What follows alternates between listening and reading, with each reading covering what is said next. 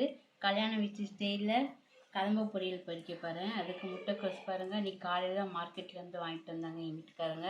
எவ்வளோ ஃப்ரெஷ்ஷாக அழகாக இருக்குது பாருங்கள். கோஸ் அப்படியே தோட்டத்துலேருந்து பறிச்சிட்டு வந்த மாதிரியே இருக்குது. ஃப்ரெஷ்ஷாக மார்க்கெட்லேருந்து வாங்கிட்டு வந்தாங்க. கோஸ் வச்சுருக்கேன், பீன்ஸ் வச்சுருக்கேன், கேரட் வச்சுருக்கேன், பட்டாணி நேற்று நைட்டே ஊற வச்சுருக்கேன், பாசிப்பருப்பு இப்போ தான் ஊற வச்சுருக்கேன். இதுக்கு வந்து மசாலா வெங்காயம், பச்சை மிளகா, தேங்காய், ஜீரகம், வெள்ளைப்பொடி எல்லாம் போட்டு அரைக்கணும். அரைக்கும் போது உங்களுக்கு காமிக்கிறேன். வெண்டைக்காய் இன்றைக்கி வந்து வெள்ளிக்கிழமைனால வெண்டைக்காய் பச்சடி 1/4 கிலோ வெண்டைக்காய் நறுக்கி வச்சுருக்கேன், 2 தக்காளி நறுக்கி வச்சுருக்கேன், ஒரு பாதி பல்லாரி நறுக்கி வச்சுருக்கேன். இதெல்லாம் என் பொண்ணு தான் நறுக்குனாங்க. பாருங்கள் இவ்வளோ பொடிசாக அழகாக கட் பண்ணியிருக்காங்கன்னு. எனக்கு இந்த மாதிரி கட் பண்ண வராது, அவங்க கத்தியில் தான் கட் பண்ணுவாங்க. நான் அருமனையில் கட் பண்ணுவேன். இன்றைக்கி சாம்பார், வெண்டைக்காய் பச்சடி, கோஸ் பொரியல். ஆல்ரெடி சாம்பார் போட்டுட்டேன் வீடியோ, அதனால் வெண்டைக்காய் பச்சடியும் கோஸ் பொரியலும் போடுவேன். இதை பாருங்கள், இந்த மாதிரி பிடிப்பிடின்னு தான் அரைக்கணும், அப்போ தான் நல்லாயிருக்கும். இந்தளவு அரைச்சா போதும். இப்போ நறுக்கி வச்சு ஒரு பல்லாரி நறுக்கி வச்சுருக்கேன், இதை போட்டுடலாம். உங்கள் வீட்டில் பொடி உள்ளி இருந்தால் பொடி உள்ளி போடலாம். என்ற பொடி உள்ளி காலியாக போய்ட்டு அதனால் பல்லாரி போட்டிருக்கேன். என்ன பாருங்கள், வெங்காயம் எல்லாம் போட்டு அரைச்சாச்சு. பார்க்கவே தெரியும் இந்த மாதிரி பிடிப்பிடின்னு இருக்கணும், அப்போ தான் நல்லாயிருக்கும். இதை பார்த்தீங்கன்னா பச்சடிக்கு அரைச்சி வச்சுருக்கேன். வெள்ளைப்பூடு, ஜீரகம், தேங்காய் போட்டு ஒரு ரெண்டு சில்லு தேங்காய் போட்டு அரைச்சி வச்சுருக்கேன். பச்சடிக்கு கொஞ்சம் இந்த மாதிரி நைஸாக அரைச்சா தான் நல்லாயிருக்கும். நைஸாக அரைச்சி வச்சுருக்கேன். எல்லாம் தாளிக்கும் போது காமிக்கிறேன். இந்த பாருங்கள், பொரியலுக்கு அரைக்க போகிறேன். இந்த 4 பல்லு பூண்டு வச்சுருக்கேன். இந்த முறியில் வந்து இவ்வளோ ஒரு முறியில் இவ்வளோ ஒரு சில்லு தான் வச்சுருக்கேன். இவ்வளோ தேங்காயும் கீரி பல்லுப்பெல்லாம் நறுக்கி வச்சுருக்கேன். ஜீரகம் கூட 2 தான் போடணும், ஒரு 2 போட்டுக்கலாம். ஒரு 5 பச்சை மிளகாய் வச்சுருக்கேன். இதை பாருங்கள், 5 பச்சை மிளகாய் வச்சுருக்கேன். இதை ஒரு சுற்றிட்டு வெங்காயத்தை போட்டு சுற்றணும். அரைச்சதை காமிக்கிறேன்.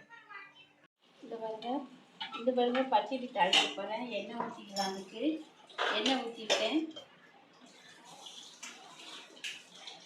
பச்சடிக்கு கடுகு மட்டும் போட்டு தாளிச்சா போதும்.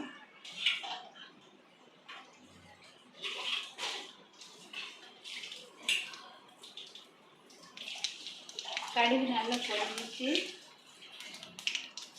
வெங்காயம் போட்டுக்கலாம்.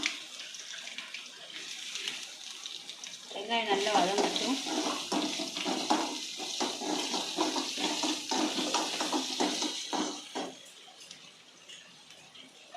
தக்காளியும் கருவேப்பிலையும் போட்டுக்கலாம். இந்தளவு வெங்காயம் வதங்கினா போதும். கட் பண்ணி வச்சுருக்க தக்காளி போட்டுடலாம்.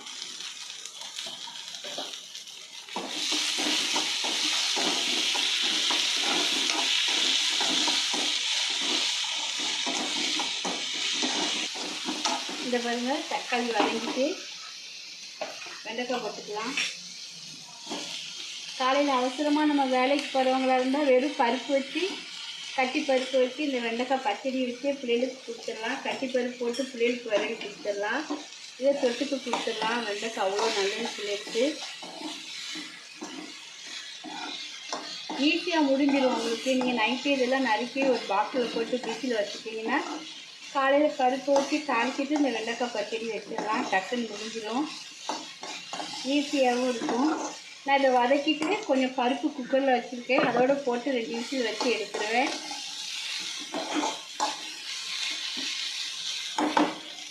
பாருங்கள், வெண்டைக்காய் நல்லா வதங்கிட்டு உப்பு இந்த அளவு போட்டுக்கலாம்.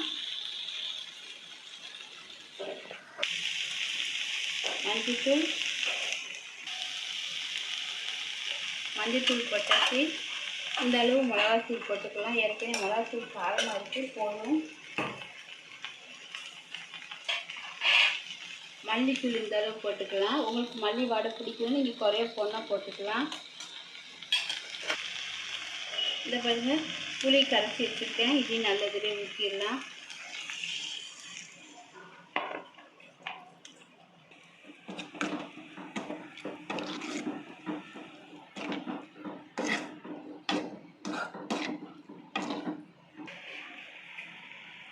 இந்த பாருங்கள், மிளகாத்தூள் போட்டாச்சு, உப்பு போட்டாச்சு, மல்லித்தூள், மஞ்சத்தூள் எல்லாம் போட்டாச்சு.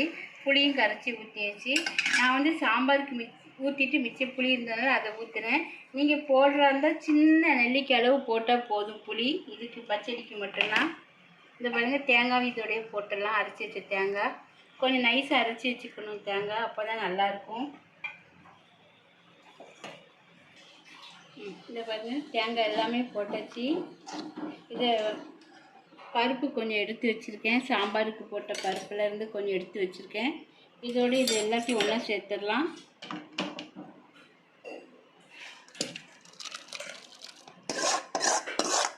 எல்லாம் தாளித்து வச்சு குக்கரில் ஊற்றி வச்சு நல்லா கிண்டிட்டு வாயில் ஊற்றி பார்த்துக்கோங்க. புளி பத்தலைன்னா இன்னும் கொஞ்சம் புளி ஊற்றிக்கலாம். உப்பு பத்தாட்டாலும் உப்பு கொஞ்சம் போட்டுக்கலாம். 2 விசில் வச்சு இறக்கிட்டோன்னா வெண்டைக்காய் பச்சடி ரெடி ஆகிட்டு. பாருங்கள், 2-3 விசில் வந்துட்டு விசில் ஆவி அடங்கிட்டு இதை எடுத்துடலாம். இந்த பாருங்கள், வெண்டைக்காய் பச்சடி சூப்பராக வெந்திருக்கு. நீங்கள் கூட நினச்சிருப்பீங்க வழுக்கு வழுக்குன்னு இருக்க அம்மா போடுதாங்களேன்னு. இல்லை, இந்த பார்த்திங்களா, நம்ம இது குக்கரில் வேகும் போது சரியாயிடும். இந்த பார்த்திங்களா, வெண்டைக்காய் பச்சடி ரெடி ஆகிட்டு.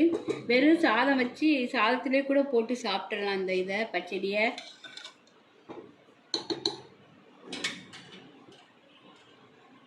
பருப்பு வச்சு குக்கரு அதோடய நான் போட்டேன். அதான் பருப்பெல்லாம் இங்கே இப்படி ஒட்டுன மாதிரி இருக்குது, வேறு ஒன்றும் இல்லை.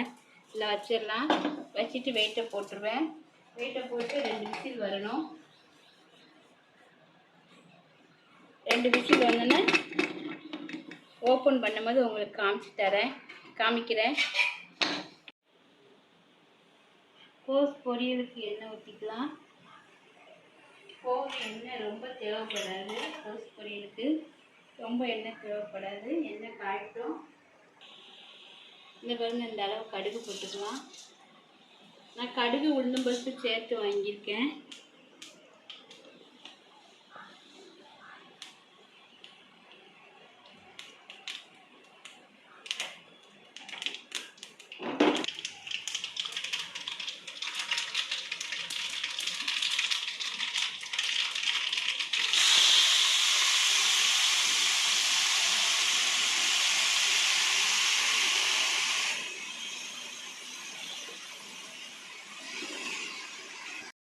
இந்த பாருங்க, கோஸ் எல்லாம் போட்டாச்சு. நல்லா வதக்கி விட்டுக்கலாம்.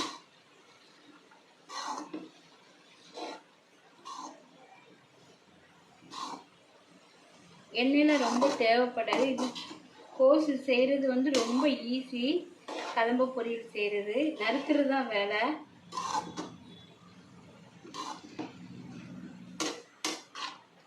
இதை பாருங்க, வளர்க்குறதுலேயே நம்ம பாதி அவிஞ்சிடும்.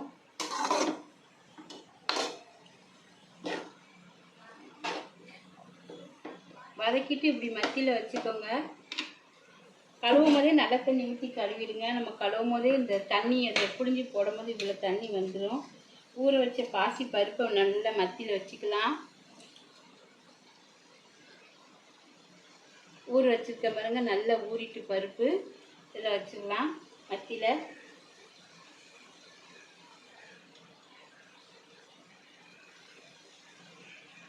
பாசி பருப்பு மத்தியில் வச்சாச்சு. இது அப்படியே மேலே தூக்கி சுற்றி இருக்கிறது எல்லாத்தையும் மேலே அப்படியே தூக்கி மூடி வச்சுருங்க பாசி பருப்பை. அதுக்கு மேலே அவிச்சு வச்சுருக்கிற பட்டாணியை போட்டுக்கலாம். இந்த பாருங்கள், நம்ம எல்லாம் போட்டு அரைச்சி வச்சு வெங்காயம், பச்சை மிளகாய், தேங்காய், ஜீரகம், பூண்டெல்லாம் போட்டு அரைச்சி வச்சதை இதை நல்லா இப்படி போட்டு விட்ருங்க.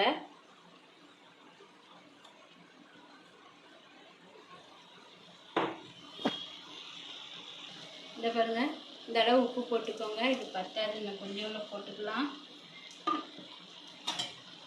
நான் மிக்ஸி ஜாரை கழுவிட்டு நிறைய தேங்காய் ஒட்டின்றது. இப்போ ரொம்ப தண்ணி ஊற்றுறவங்க மொதுன்னு வந்துடும். குறைய ஊற்றினா போதும். நல்லா அவியட்டும். அவஞ்சோன்னா காமிக்கிறேன். அப்புறம் மூடி போட்டு மூடி வச்சேன். நல்லா வெந்துச்சு. இன்னும் கொஞ்சம் வேகணும். பச்சை வாடெல்லாம் போயிட்டு இன்னும் கொஞ்சம் தண்ணி இருக்குது. இந்த பாருங்கள், பாசி பருப்பு எப்படி மொட்டு மொட்டாக விரிஞ்சிட்டு பார்த்தீங்களா? ஒன்று போல் வெந்துட்டு பார்த்தீங்களா? நல்லா நம்ம பச்சை வாடை கொஞ்சம் போகணும். இந்த பாருங்கள், நம்ம போட்ட உப்பு மசாலா எல்லாம் சேர்ந்துருச்சு. இன்னும் கொஞ்சம் தண்ணி இருக்குது, அது மட்டும் வச்சுனா போதும். ரொம்ப தண்ணி ஊற்றினீங்கன்னா சொதன்னு ஆயிடும். பொரியல் ரொம்ப டேஸ்ட்டாக இருக்காது. கல்யாண வீடு மாதிரி உதிராக வராது, கூட்டு மாதிரி ஆயிடும் நம்ம பாசிப்பருப்பு போடுறதுனால. அதனால் தண்ணி தொளிச்சே வேக வைங்க. ஏற்கனவே நம்ம ஆல்ரெடி போடுறதுல வேறு முட்டைக்கோஸில் வேறு தண்ணி ஊறக்கூடிய சக்தி உண்டு அதுக்கு.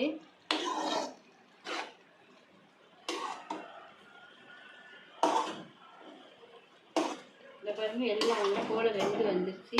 இன்னும் கொஞ்சம் பார்க்கலே தெரியும் விடியலை. இன்னும் கொஞ்சம் தண்ணி இருக்குது, வத்தலைன்னா ஆஃப் பண்ணிடலாம்.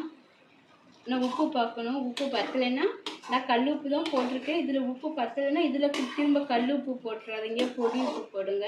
அப்போ தான் எல்லாத்துலேயும் போய் சாரும். கல் உப்பு போட்டால் ஒரு பக்கமாக திட்டு நின்றும். இந்த பாருங்கள் அழகாக கல்யாண வீட்டு பொரியல் ரெடி ஆகிட்டு, கல்யாண வீட்டு மாடலில் கோஸ் பொரியல் ரெடி ஆகிட்டு, கதம்ப பொரியல்.